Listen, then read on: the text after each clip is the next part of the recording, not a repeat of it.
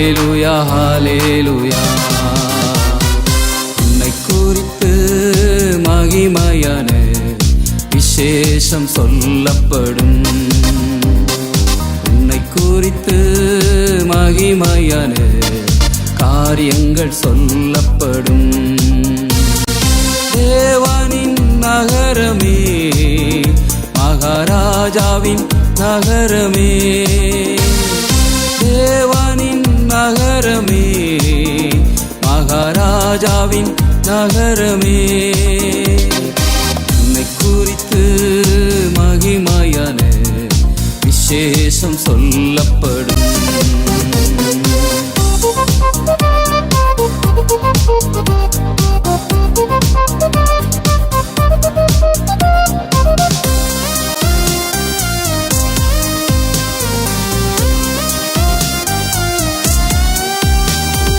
உன்னை குறித்து பாடுவார்கள், ஜீவ ஊற்று உன்னிலே உண்டு.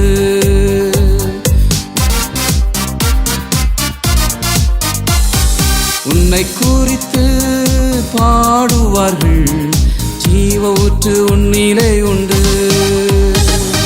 உன்னை குறித்து பாடி ஆடுவார்கள், ஜீவநதி உன்னிலே உண்டு. உன்னை குறித்து பாடி ஆடுவார்கள், ஜீவநதி உன்னிலே உண்டு. ஹல்லேலூயா ஹல்லேலூயா ஹல்லேலூயா ஹல்லேலூயா ஹல்லேலூயா ஹல்லேலூயா ஹல்லேலூயா ஹல்லேலூயா. உன்னை குறித்து மகிமையான விசேஷம் சொல்லப்படும்.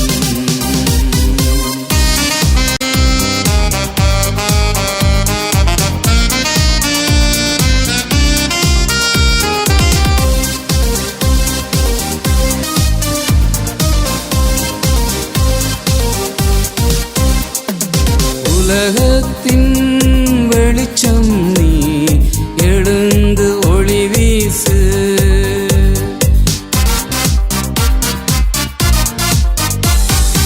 உலகத்தின் வெளிச்சம் நீ, எழுந்து ஒளி வீசு.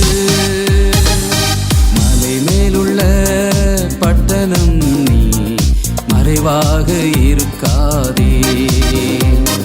மலை மேலுள்ள பட்டணம் நீ, மறைவாக இருக்காதே. ஹல்லேலூயா ஹல்லேலூயா ஹல்லேலூயா ஹல்லேலூயா ஹல்லேலூயா ஹல்லேலூயா ஹல்லேலூயா ஹல்லேலூயா. உன்னை குறித்து மகிமையான விசேஷம் சொல்லப்படும்.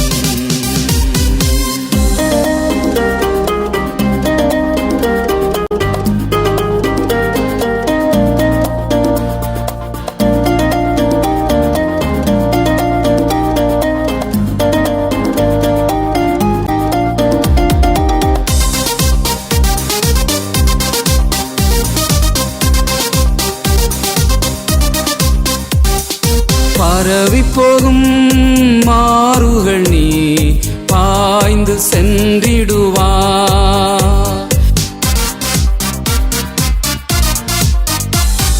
பரவி போகும் மாறுகள் நீ, பாய்ந்து சென்றிடுவார். உன் வானாந்திரமே செழித்திடுமே, வயல்வெளி ஆகிடுமே. வனாந்திரமே செழித்திடுமே, வயல்வெளி ஆகிடுமே. உன்னை குறித்து மகிமையான விசேஷம் சொல்லப்படும். உன்னை குறித்து மகிமையான விசேஷம் சொல்லப்படும். தேவனின் நகரமே, மகாராஜாவின் நகரமே, தேவனின் நகரமே, மகாராஜாவின் நகரமே. ஹல்லேலூயா ஹalleluya ஹalleluya ஹalleluya ஹalleluya ஹalleluya ஹalleluya ஹalleluya.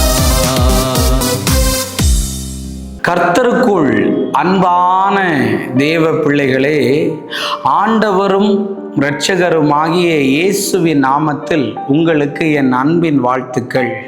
இந்த நல்ல நாளிலேயும் ஏசாயா 60வது அதிகாரம் அதனுடைய 5வது வசனத்தை வாசிக்கிறேன். அப்பொழுது நீ அதை கண்டு ஓடி வருவாய், உன் இருதயம் அதிசயப்பட்டு பூரிக்கும் என்று எழுதியிருக்கிறது. இன்னைக்கு கர்த்தர் சொல்றாரு, உன் இருதயம் அதிசயப்பட்டு பூரிக்கக்கூடிய அற்புதங்கள் உனக்கு நடக்க போகிறது. இன்னைக்கு கர்த்தர் சொல்றாரு, ஓ பொங்கி வழியும் என்று சொல்லுகிறார். ஆமைன்னு சொல்லுங்களேன். இன்னைக்கு கர்த்தர் சொல்றாரு, உன் இருதயம் அதிசயப்பட்டு பூரிக்கும்னாலே என்ன அர்த்தம் தெரியுமா? பொங்கி வழிகிறது, ஆனந்த கண்ணீர் உனக்கு வரப்போகுதுன்னு கர்த்தர் சொல்லுகிறார்.